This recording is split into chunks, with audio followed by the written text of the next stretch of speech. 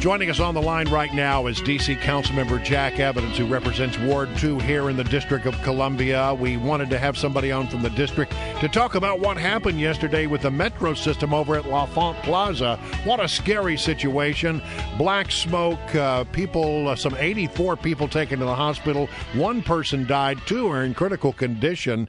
Councilmember Jack Evans, thank you so much for joining us. Oh, well, thank you for having me. And let me just start by extending our condolences to the family of the woman who died yesterday. And we're all thinking about them, and they're in our prayers, and to all the people who were injured as well. All right. So what have you been given a briefing? Do you know anything more than the last time we got some information on this? You know, we don't. We're still waiting to get information from Metro, from the NTSB and everyone about what happened. But right now there's no conclusion as to what caused all the smoke and things like that. We heard something about an arcing event involving the third rail. Is that still a theory or just the what they're looking at? Still what they're looking at, yeah. Okay. There's talk about water on the third rail and just various different discussions, but until we get a final determination, everybody's just kind of guessing at this point in time. And in the meantime, obviously, there was a huge EMS response here, ambulances and fire trucks basically shutting down the entire region over there. What's your assessment at this point as to how the city responded in, what could have been, and for all intents and purposes, the initial response should have been that this could have potentially been a much worse attack? Yeah, the city response was terrific. Metropolitan Police, Fire Department, EMS, really were right on the spot, and as you know, they transported 70-some people to various different hospitals around the area, George Washington, Howard, a couple others, and so it does show one thing, that the city and the region are very good at responding to crises, and so I was very pleased with that. But we really just need to get to the bottom of what happened here in the system, and it's, if I can say this, it's a broader problem. I served on the Metro Board in 1990s, from 90 to 2000, and I'm back on again. I just came on last Thursday. And the region has got to step up for Metro. Metro is always, you know what, and a good analogy is, when I showed up last Thursday looking around, it feels like NASA. Like, we got to the moon and we built the system, and now, what's the mission now? And I advocated back in the 90s for this dedicated funding source for Metro. And, I mean, my God, 15 years later, it's still not done. And Metro is critical to this region. Safety of Metro is critical to this region. And the governments have just got to step up.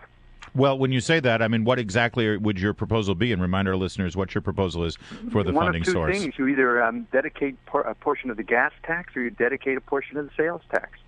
And the three jurisdictions, D.C., Virginia, and Maryland, you pick a percent. 0.5% of the sales tax in the entire region goes to Metro. And the federal government, of course, which is responsible very much for Metro, needs to do exactly the same thing. So they have a dedicated funding source that is guaranteed every year. So you have a system now. It's not new, bright, and shiny anymore. It's starting to age, and incidents like yesterday are results of that. Wait, I have to invest in this. I'm confused, Councilmember Evans, because I thought we didn't know exactly what caused this this event yesterday, and now you're basically connecting the dots and deciding this is because of a funding problem.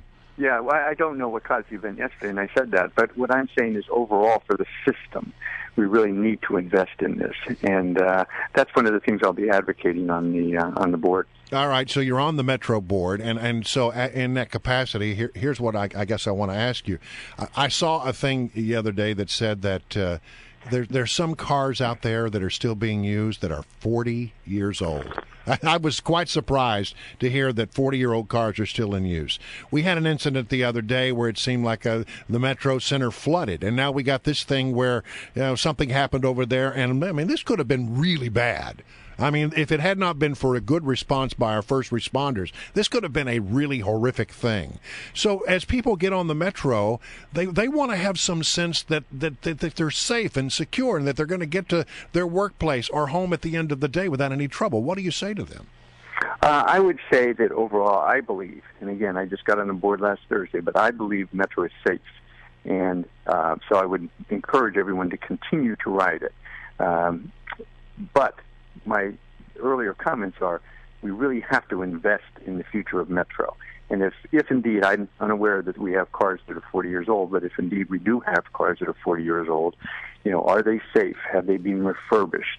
And if they have not, why not? And what do we need to do to make this system the safest system in the country so that people do have that confidence? All right. So I just want to be clear here, because it's if there's one thing taxpayers and Metro riders and people in this community get frustrated with, it's if whatever happens, any event, any occurrence, a politician running to a microphone and saying, well, we need more money. So let me just be clear here, because we don't know what happened yesterday, but you're saying we need to increase the budget, Councilmember Evans. If it turns out that what happened yesterday actually had something to do with maybe negligence or maybe something that is properly budgeted but not done in an appropriate way, will you also say that, well, maybe this isn't a budget problem, maybe this is a management problem, and maybe we need to reevaluate the personnel that we have? Yeah, absolutely. And all of that is going to be looked at, whether it is a management problem, a negligent problem. But I go back to my original point, though.